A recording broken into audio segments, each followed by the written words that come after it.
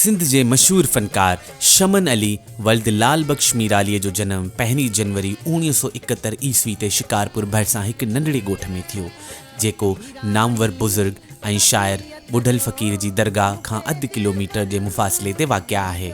शमन मीरालीअ जो वालिद बि पंहिंजे वक़्त जो सुठो फ़नकार हो ऐं बुढ़ल फ़क़ीर जी दरगाह जो मुरीद हुजण सबबि दरगाह ते थींदड़ राग रंग जी महफ़िल में हिसो वठंदो हो। शमन मीरालीअ जी तालीम मैट्रिक आहे। गुरबत सबबि वधीक पढ़ी न सघियो। खेसि नंढे हूंदे खां ई ॻाइण जो शौक़ु हो। नंढपिण में कोॾी कोॾी रांदि सां बेहद लॻाउ हुअसि। इहो पंहिंजे ॻोठ जो मशहूरु रांदीगर सम्झियो वेंदो हो, पर संदसि वालिद ऐं वॾे भाउ हिम्मत अली मीरालीअ जी सोहबत में फ़न जी दुनिया में पेर पाताईं। हिन फ़न जी शुरूआति बुढ़ल फ़क़ीर जी दरगाह ते थींदड़ राग रंग जी महफ़िल सां कई।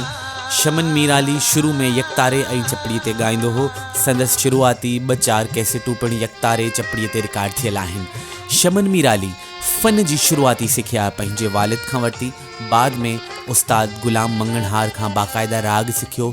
संदसि 100 जी तादाद में ऑडियो ऐं वीडियो कैसेटूं रिलीज़ थियल आहिनि। हिन केतिरनि ई नामवर शाइरनि शाह अब्दुल लतीफ़ भिटाई, सचल सरमस्त, बुढ़ल फ़क़ीर, जानन चढ़ समेत जदीद शाइरनि शेख अयाज़, सरकश सिंधी, उस्ताद बुखारी, शमशेर उल हैदरी, निसार बज़मी, ज़ख्मी चांडियो, ग़ुलाम क़ादिर घायल, ज़ुल्फ़कार मंगी ऐं ॿियनि जी शाइरी में ॻाए संदसि केतिरा ई कलाम सिंधी टीवी चैनलनि तां नशर थींदा रहनि था। हिन सिंधी ॿोलीअ खां सवाइ उर्दू, बलोची, मारवाड़ी ॿोलियुनि में पिणु ॻायो आहे।